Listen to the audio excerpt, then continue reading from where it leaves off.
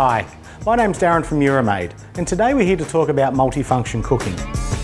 In your oven you have a number of different elements, and multifunction means we can just determine what elements we want on for different cooking environments.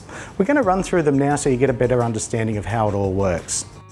The first mode we have inside the oven is what we call a defrost mode. Now the defrost mode doesn't use any elements, but it just turns a fan inside the oven on.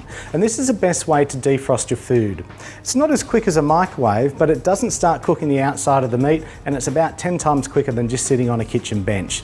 The other benefit of it too is that it's in a safe environment. The second mode we have in the ovens is what we call conventional heat. It turns on the top element and the bottom element. This is best cooking environment, for instance, if you're doing slow cooking. The next mode we have is what we call fan assist. Now, fan assist turns on the top element, the bottom element, and the fan. And this is good cooking environments, for instance, if you're doing a lot of batch cooking where you want to concentrate on browning and crisping.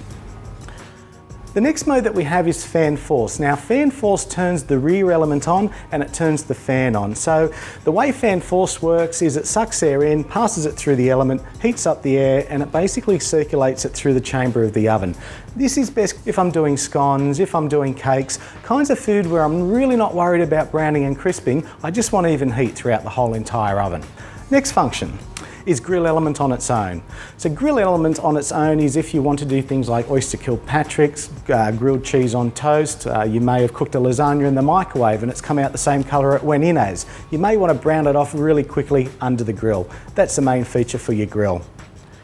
The next mode we have is bottom element on its own. A lot of people use this mode for blind baking if you're doing quiches or also if you're doing pizzas. Bottom heat, crispy base. I'm now creating an environment in the oven to brown and crisp those foods.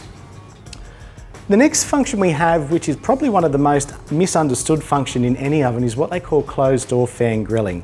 Now the benefits of grilling inside an oven these days is 1, it cooks 4 times quicker than a normal grill. 2, it cooks the whole entire piece of meat without you having to turn the meat around because it's in a sealed environment.